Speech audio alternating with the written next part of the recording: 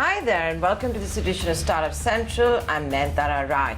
This is the only show of its kind on Indian television dedicated, of course, to startups, innovation, technology, disruption. Basically, if it falls under the gambit of the new economy, it's here every weekday on your favorite channel, ET Now at sharp 6 p.m.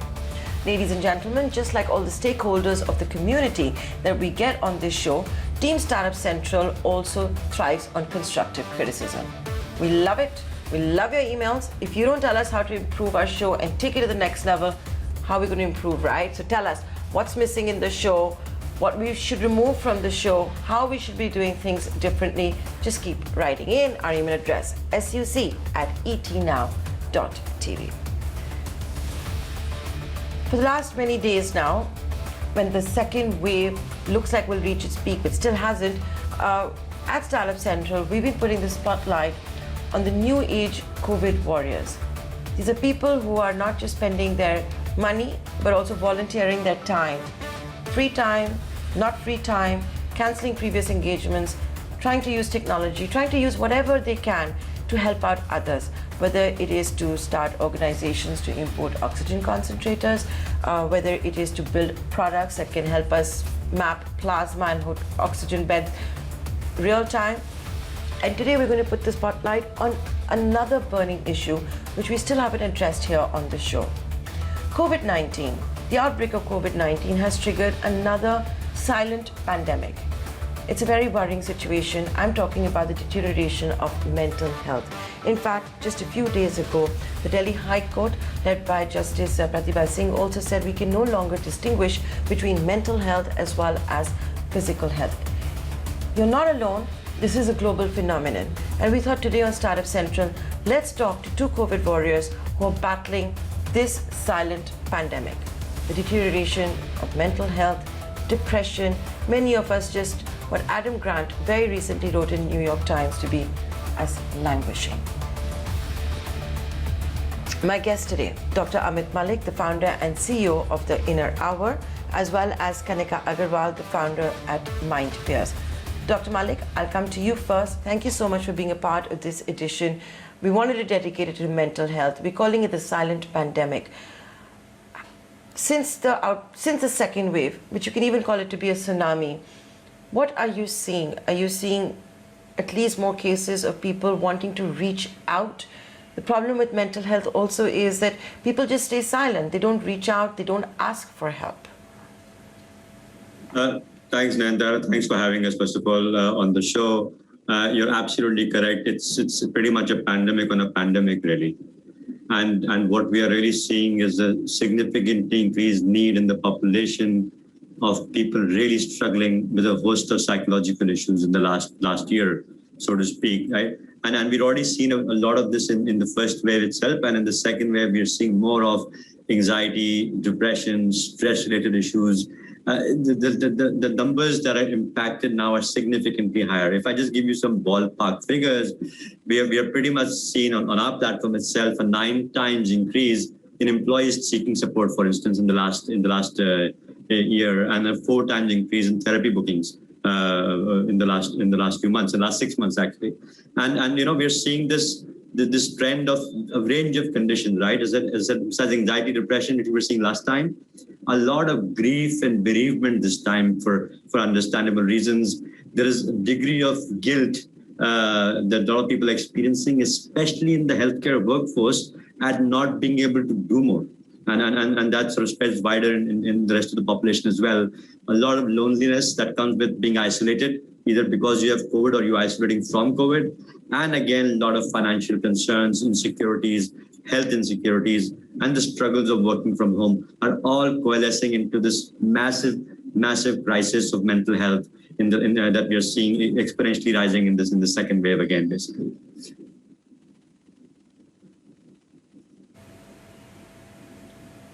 Kanika, if I can come to you now at MindPeers. You just heard Dr. Malik talking about at least people being willing to reach out for appointments. What we are seeing, is that something similar that you've seen at MindPeers, and how are you tackling this?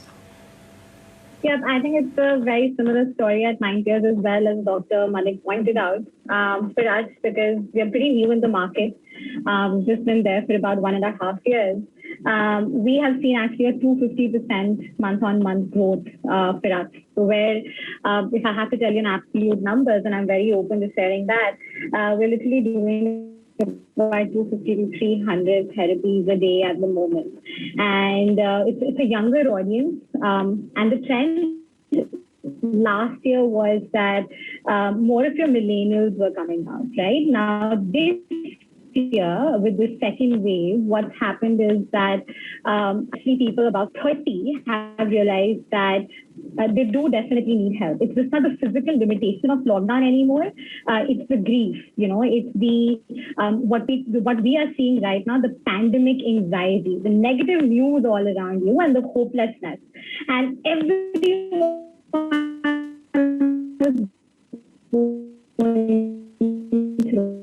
Everyone is going through it.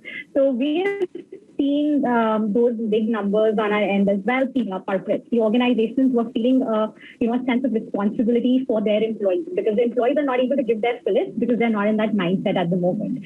So forget about them being productive or all those things. Right now, employers have to put in a lot of support for the employees to feel normal. And this is one way, of helping them with their mind that they're going through it. So it's very similar for us as well.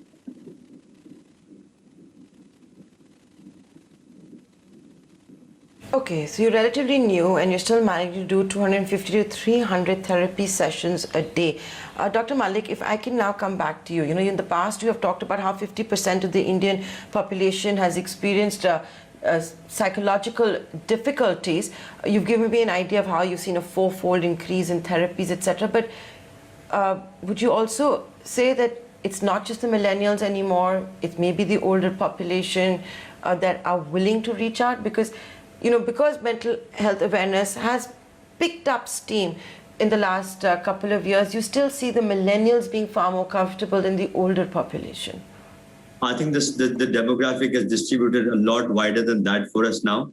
If I really look at the demographic in 2 or 3 different ways, right? One is age. And we are definitely seeing 2 or 3 spikes, not just millennials, but also a younger working population, but then in their early 30s, but then slightly older populations now as well, who are experiencing a whole raft of new challenges, right? So people in their 40s and 50s experiencing loss, grief, employment difficulties, relationship challenges in a home working situation are all presenting now with newer challenges. And the other demographic split we have seen in the last year is across beyond Metro India, right? So I mean, it's one heartening stat that we've seen is that our tier 2, tier 3 access around 150 cities in India and around 350 cities globally is that we are seeing as much access from tier 2, tier 3 cities as we are seeing from metros and tier 1s. So there's a split.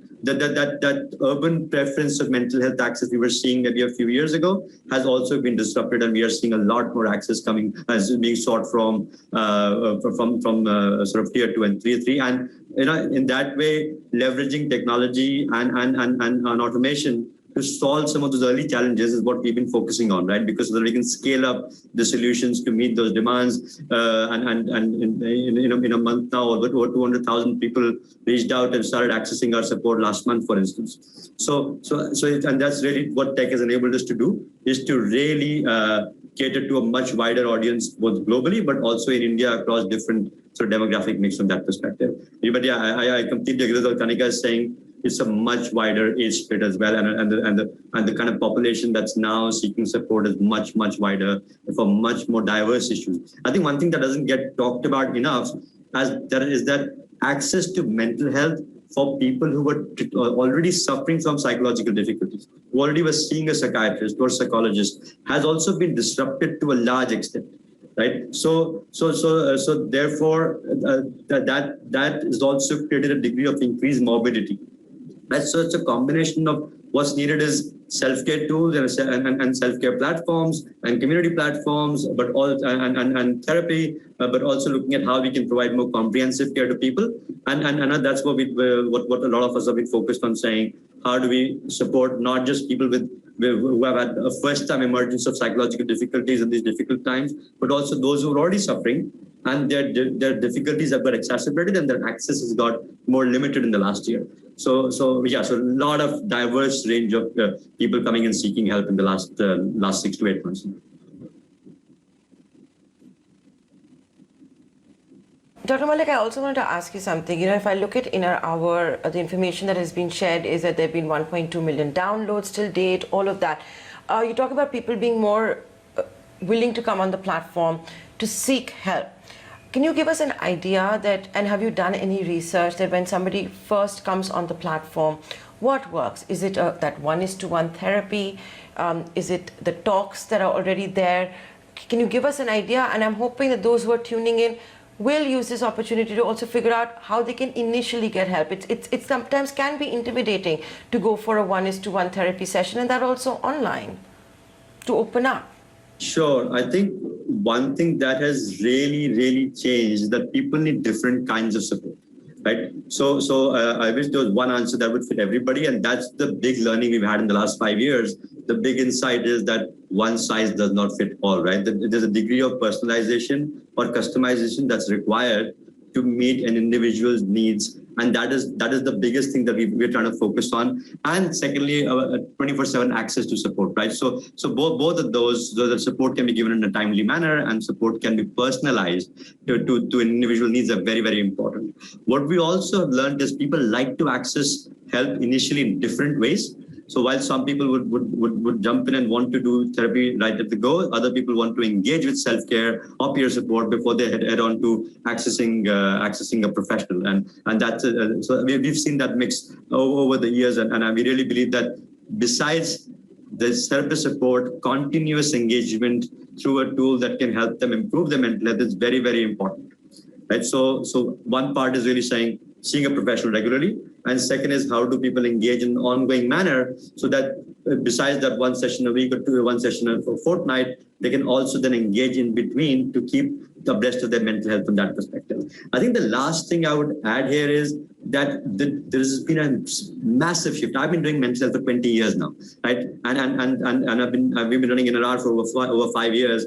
And in the last couple of years, and especially in the last 15 months, there has been a massive shift in attitude, right? From not just individuals and their families seeking support, but organizations providing support for their employees and reaching out, right? We've talked about the IS-21 program with you guys earlier. This is a pro bono program that we're offering to organizations, right? So we're offering it to employer organizations, not-for-profits, healthcare workers, anybody's on the front line, the media organizations, for example, right? Your team could come and seek support from us, but it's totally for free and what we are seeing at that is that people are ramping up access, people are ramping up their engagement with us at a very, very rapid pace because employers are really very worried about how they can support their employees across the spectrum. I mean, I'm having conversations with healthcare workers who have been in the profession, in the healthcare profession for 20, 25 years and are experiencing emotions that they didn't even know existed within them.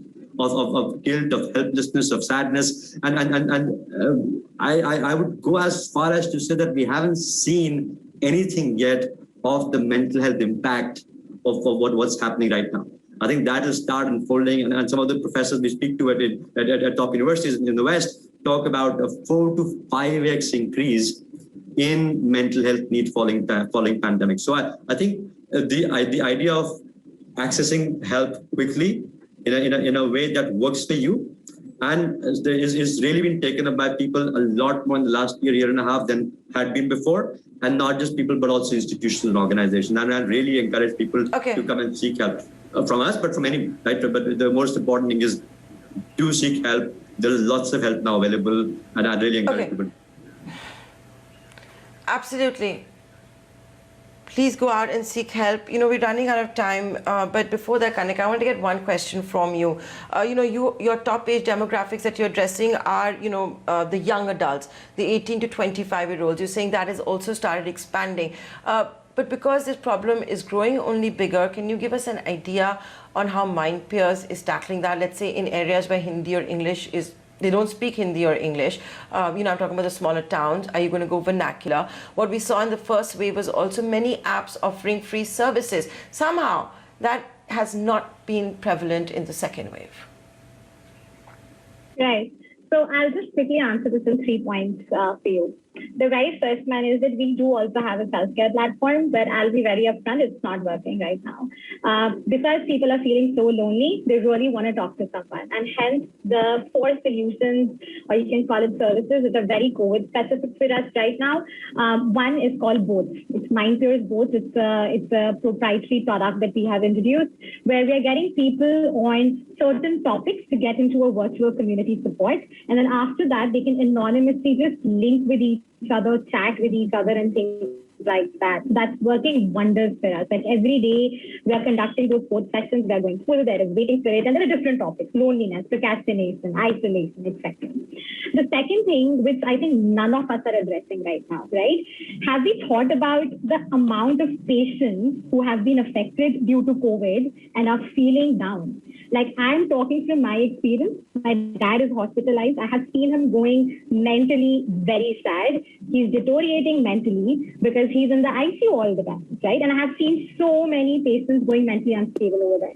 So as a result of that, we guys have introduced a specific humor therapy, right? The whole idea is the patient's relatives just give them a link, they video call, and the job of that therapist is to just make them laugh. That's it. To make them feel that there is nothing wrong with them right now, they will fight it and they will come out of it, right? And then we have our one-to-one therapies also, which is going on. And the 4th aspect that we're working on a lot is what we call the customized pandemic guides. People want to read up a lot right now. They have a lot of time at hand in isolation, sitting at hospitals, etc. So there's a lot of content that we're providing them. And this content is just not any content, but it's like telling them what on-ground reality can be done. And the 3rd point, just to add, yes, we're vernacular because we have people in all languages. Right. Right. It's a lot of fantastic work that both these organizations are doing, InnerHour as well as MindPeers. Thank you so much for your time. Thank you for everything that you're doing. We'll check back with you. This is, of course, a silent pandemic where we're not focusing enough on.